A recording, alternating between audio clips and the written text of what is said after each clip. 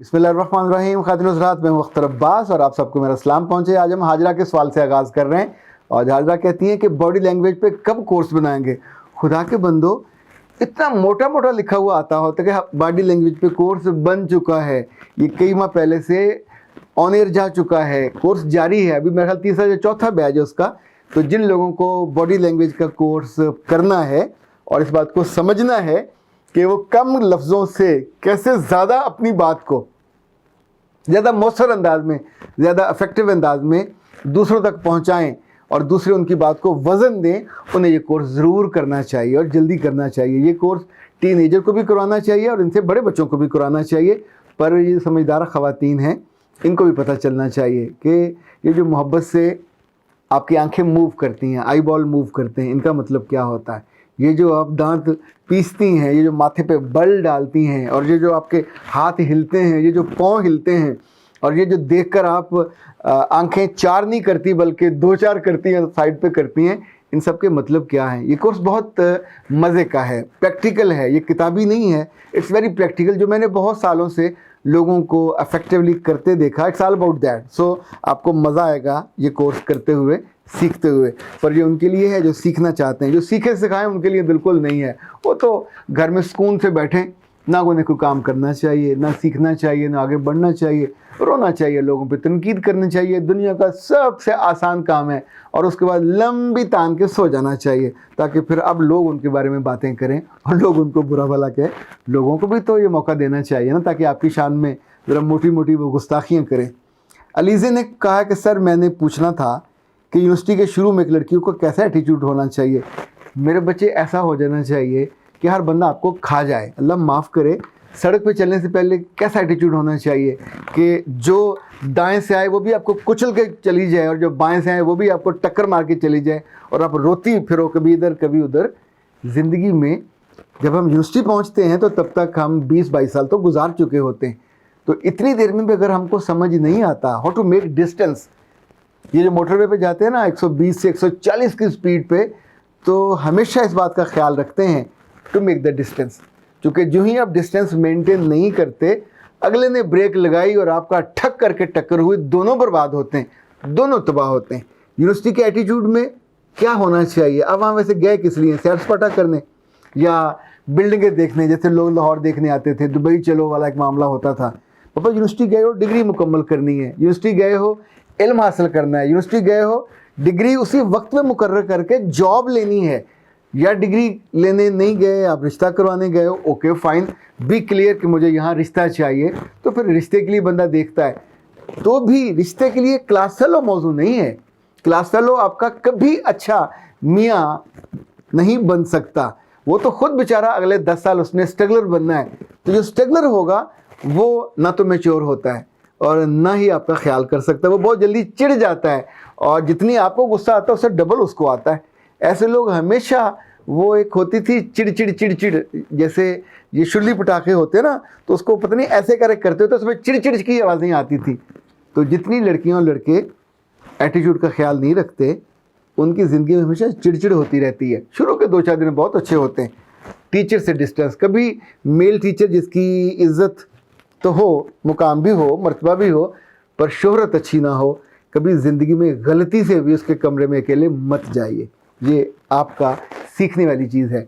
इसी तौर पे जब जाना हो इन बड़े के पास, तो 1-2 बच्चियों को साथ बंदा ले जाता है किसी जगह मिलने के लिए। आपको बाद में लड़कों से बड़े मिलने का शौक़ होता है, फिर बाद में रोते हो, पीटते हो। इतनी समझदारी तो होनी चाहिए कि अगर, अच्छा, बाज़ नादान लड़कियाँ ये कहती हैं मेरी अम्मी को पता है मैं उससे मिलने गई हूँ। आपने क्या बताया था? अपने किसी दोस्त से या ग्रुप लीडर से या फलां के साथ आपने ये थोड़ी बताया होता कि होटल पे खाना खाने जा रहे हो। जहां आप उस हद से निकलते हो तो फिर आप गर्म पानी में जाके गिरते हो, ना किया करें।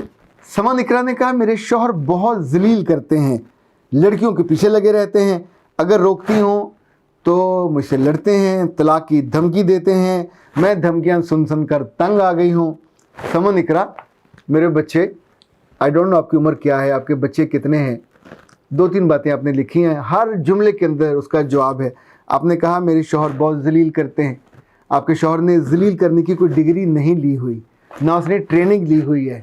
اور نہ وہ جب باہر سے آتا ہے تو یہ سوچ کے آتا ہے کہ جا کے میں نے پہلا پونا گھنٹہ تو ذلیل کرنا ہے. ایسا کہیں نہیں ہوتا.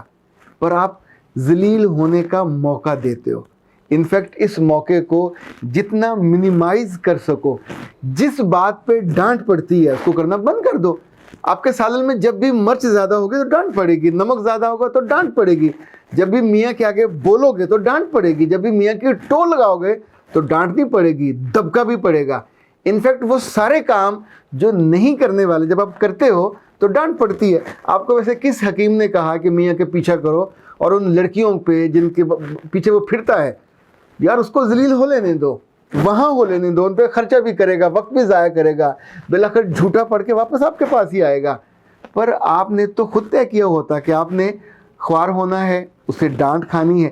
جتنی زیادہ ڈانٹ پڑے گی, انگریزی میں ایک محاورہ اور جگہ ہم بولتے ہیں پر میں آپ کو ادھر کر کے بتا رہا ہوں.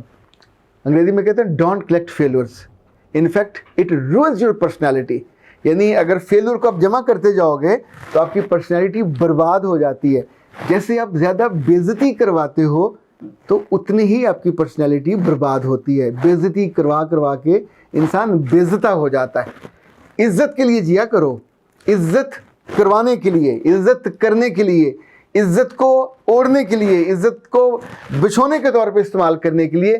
کبھی اس کا مزہ لے کے تو دیکھیں. جب آپ ان کاموں سے رک جاؤ گے, دیکھیں جیسے اللہ کہتا ہے یہ حدیں ہیں, ان کے آگے مت جاؤ. تو جب بھی ہم ان حدوں کو کراس کرتے ہیں تو انفیکٹ اٹ ہیپنس, ہم اپنا نقصان کرا بیٹھتے ہیں. یہ جو مرد طلاق کی دھمکی دیتا ہے تو کیا اس نے یہ جیب میں رکھی ہوتی ہے, جب یہاں اس پاکٹ میں رکھی ہوتی ہے؟ ایسا تو نہیں ہوتا. جب آپ اس کے سامنے آنکھوں میں آنکھیں ڈال کے بدتمیزی سے اور بد تہذیبی سے کہتے ہو مجھے طلاق دو, میں نے تمہارے ساتھ نہیں رہنا, تم یہ کرتے ہو اور تم کیوں کرتے ہو. آپ سوچیں اس کے کان تو یہ جملے سننے کے عادی نہیں ہیں, تو آپ اس کے لیے یہ جملے جب کہو گے, انفیکٹ آپ تو اس سے محبت کرنے والی روح تھے, اس کی خدمت کرنے والی روح تھے, اس کی فیملی کو آگے لے کے چلنے والی روح ہو. نکاح نامے میں کہیں نہیں لکھا ہوا کہ آپ اس کو چیلنج کرو گے. جتنے گھر زیادہ برباد ہوتے ہیں, نقصان کس کا ہوتا ہے؟ مرد کی تو پھر شادی ہو جاتی ہے, آپ کو پھر کئی سال عذاب سہنا پڑتا ہے, کئی سال آپ کو دکھ اور تکلیف میں سے گزرنا پڑتا ہے. بہت سی بچیاں اس ڈرامہ میں سے نکل نہیں پاتی چونکہ آپ کی سیلف امیج وہ خراب ہوئی, آپ کا سیلف رسپیکٹ وہ ڈیمیج ہوا, جو آپ نے اپنے بارے میں سوچا ہوا تھا وہ خراب ہوا. ایون پبلک امیج آپ کا خراب ہوا. جو آپ کی دوستوں میں دیکھیں, جن دوستوں نے, جن عزیزوں نے شادیوں میں شرکت کی ہوتی ہے, جب ان کو آپ بتاؤ گے یا انہیں پتہ چلے گا کہ you are no more with ہم, اور اس میں عام طور پہ اب جتنے بھی الزام مردوں پہ لگائے جائیں لوگ اس کو بہت زیادہ بلیو نہیں کرتے. قصور تو کہیں نہ کہیں اپنا نکل آتا ہے. جس کا نقصان زیادہ ہو, دیکھیں میں تو ایک عقل مندی کی بات آپ سے کہنے لگا ہوں, اگر مان جاؤ جہاں بہت زیادہ کیلیں پڑی ہوں ان کے اوپر گاڑی کو لے کے نہیں جانا چاہیے. جب بھی جاؤ گے تو کیلوں کو آپ کہو گے وہ کلو پرے ہٹ جاؤ, پھونکے مارو گے تو کلو وہ تو وہاں پڑی رہیں گی, دے آر دیئر, اور دل ہٹ, وہ آپ کو ہرٹ کریں گی. وہ سارے موقع, وہ سارے جملے, وہ ساری اپرچونیٹیز جو کیلوں کی صورت میں زندگی میں جگہ جگہ پڑی ہوتی ہیں, ان کو چھوڑ دیا کرو, ان کو اگنور کر دیا کرو. اور ایک چیز اور, چونکہ آپ لوگوں نے دھیرے دھیرے یہ عادت ہی بنا لی ہے. کسی شاعر نے بڑے اچھے انداز میں کہا تھا, میں کافی خراب انداز میں اس کو لگا ہوں بتانے, کہ جس شہر میں رہنا روٹھے ہوئے رہنا, جس حالت میں رہنا روٹھے ہوئے رہنا. مجھے اب اصل یاد نہیں ہے, اس کا مفہوم کچھ اسی طرح کا تھا. شاعر اگر زندہ ہو تو مائنڈ نہ کرے, فوت ہو گیا تو پھر تو خیر ہے, پھر تو ہم سب شاعروں کے ساتھ یہی کرتے ہیں. فراز کے ساتھ جتنا برا شبلی فراز نے کیا, اس سے برا تو ان کے چاہنے والوں نے کیا. تو اے خواتین حضرات, نہیں بلکہ خواتین ہی خواتین, چونکہ یہ مسئلہ خواتین کا ہی تھا. اور سمن اقرا, جتنا خوبصورت آپ کا نام ہے, میرا رب آپ کو پھولوں کی طرح کھلا ہوا رکھے. آپ اپنے گھر کی لان میں, گھر کے پارک میں, میاں کے دل میں کھلے پھول کی طرح رہو. نہ آپ اس سے بے عزتی کرواؤ, نہ اس سے طلاق کی دھمکیاں سنو, اور نہ ہی لڑکیوں کے اس کے پیچھے جانے کی جو عادت بد ہے. اللہ نے آپ کو دل دیا ہے, اللہ نے زبان دی ہے, اللہ نے یہ ہونٹ دیے ہیں. اللہ سے دعا کرو اس کا دل بدل جائے. رب کہتا ہے دل میری مٹھی میں ایسے بدل دیتا ہوں. تو جب تک آپ دعا نہیں کرو گے, کوشش نہیں کرو گے, تو اس غریب کا بچے کا تو دل نہیں بدلے گا. وہ دل پھینک ہاتھوں میں لے کے کہیں نہ کہیں پھینکتا رہے گا. جہاں جہاں پھینکے گا اس کا دل رلے گا, ٹھڈے کھائے گا, میلا ہوگا, گندا ہوگا. تو لیٹ ہم ڈو. صاف کرنے آپ کے پاس ہی آئے گا, پر آپ پہلے سے لڑنے بیٹھ جاتے ہو اور اپنی زندگی خوار کر لیتے ہو. Don't do that. Akhtar Abbas کو اجازت دیجیے. السلام علیکم.